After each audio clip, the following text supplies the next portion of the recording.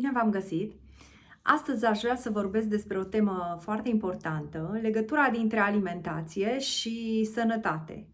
În ciuda informațiilor abundente care există la îndemâna oricui în zilele noastre, există foarte mulți oameni care încă nu reușesc să facă legătura între ceea ce mănâncă și felul în care se simt sau afecțiunile pe care le au. Orice tratament sau plan de vindecare ar trebui să pornească de la alimentație. Există și alți factori, bineînțeles, care influențează starea ta de sănătate, precum stresul, toxicitatea, emoțiile, traumele, relațiile interumane, hidratarea și așa mai departe. Însă, alimentația este factorul cu ponderea cea mai mare. De aceea, este foarte important să fii conștient de acest lucru, să devii conștient de ceea ce mănânci și să începi să îți ajuți corpul dându-i ceea ce are nevoie. Alimentația nu este doar o sumă de macronutrienți sau micronutrienți, este în același timp și informație energetică.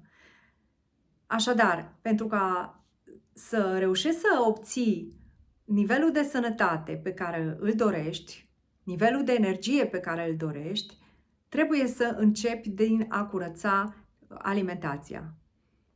Este suficient să schimbi la început unul sau doi factori.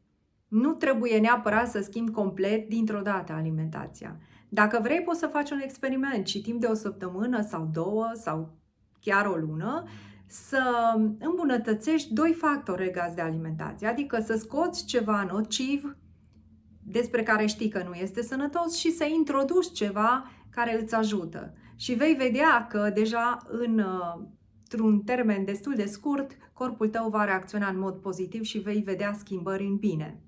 De aceea, primul lucru de la care ar trebui să pornești, mai ales dacă suferi de ceva, afecțiuni acute sau cronice, este felul în care te alimentezi. Trebuie să începi să conștientizezi că există această legătură și că stă chiar în puterea ta să te vindeci prin ceea ce mănânci. Mâncarea este practic ca un combustibil pe care tu îl furnizezi corpului tău și depinde de tine dacă îi dai un combustibil prost sau unul bun cu care el poate să funcționeze corect, să se echilibreze și chiar să se vindece, pentru că corpul uman a fost așa proiectat încât să se echilibreze și să se vindece singur dacă primește ceea ce are nevoie.